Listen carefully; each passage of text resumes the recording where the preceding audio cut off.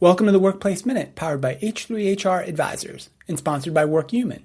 Thanks for joining me for a quick update on what's important in the world of work. My name is Steve Boese. Today in the Workplace Minute, we're talking about toxic bosses. Not as a workplace cliche or a personality issue, but as something much bigger and much more damaging to employees and to organizations, perhaps than most leaders realize. Let's break it down. According to new research from the Harris Poll, 6 in 10 American workers say their current boss exhibits toxic behaviors. 6 in 10, and that's a massive percentage. And when you look at what those behaviors actually are, this is not extreme edge case stuff. It's the everyday experience of work for a lot of people. Behaviors like favoritism, lack of recognition, shifting of blame, micromanagement, unreasonable expectations, leaders who are often unapproachable or who take credit for other people's work. That's the day-to-day reality for well over the majority of workers. But here's where the story gets more serious and where I think a lot of leaders still underestimate the impact. Toxic bosses are not just frustrating, they're not just annoying, they're actively damaging people and they're quietly eroding organizational performance. Nearly half of workers report that a toxic boss has led to increased stress, burnout, or a decline in their mental health. And about 1 in 3 say it has cost them financially, whether that's lost bonuses, missed promotions, or reduced job opportunities. And the effects go beyond what shows up in survey responses. Workers report changing jobs because of a toxic boss. They report working weekends or on days off because of their boss.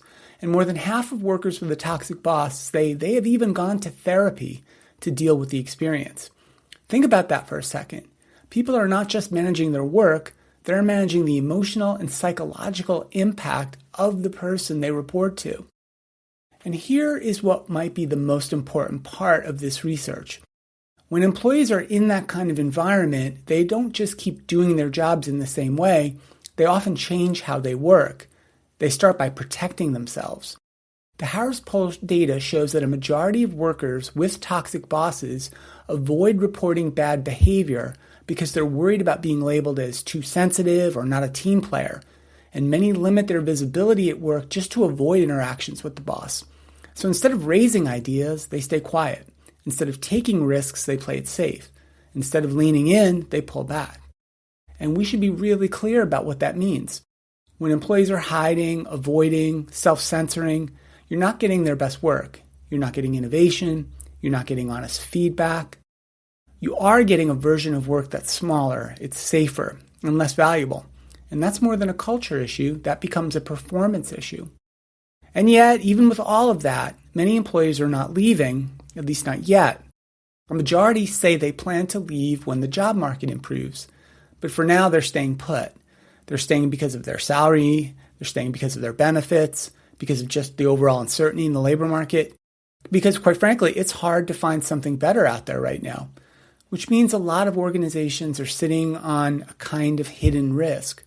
A workforce that is stressed, disengaged, in many cases already halfway out the door, but they're only hesitating to take that leap due to the uncertain labor market.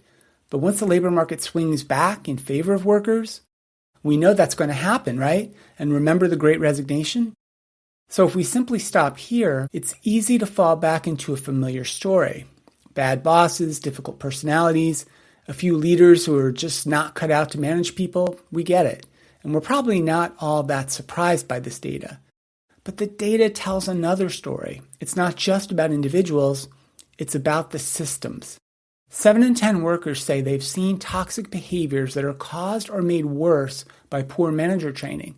And the top drivers of toxic leadership are not only these individual personality traits, they are the things like unrealistic workloads, pressure from senior leadership, lack of overall accountability, and weak support systems for the managers.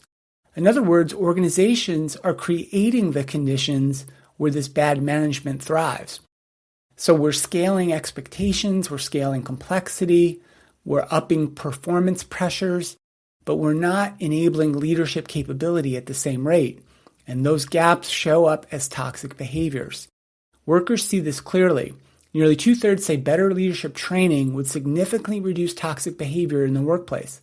So the takeaway here is not just that toxic bosses exist, it's that in many cases they are being produced by the system, which leads to the question every leader should be asking. What kind of environment are we actually creating for our people? And what kind of managers are we enabling or allowing to operate inside of it? Because employees today are already under a tremendous amount of strain. Economic pressures, increased expectations, the great uncertainty around AI and the future of work, and the day-to-day demands of just keeping up. In that environment, what people need from their managers is support, more clarity, fairness, better coaching, someone who helps them navigate the complexity of work, not someone who just piles on to the pressures, not someone who creates fear, not someone who makes their work harder than it already is. The bottom line is this: if your managers are making work more stressful, more uncertain, and more difficult for your people, then you don't just have a leadership issue, you have a business problem, you have a culture problem, and ultimately you have a trust problem.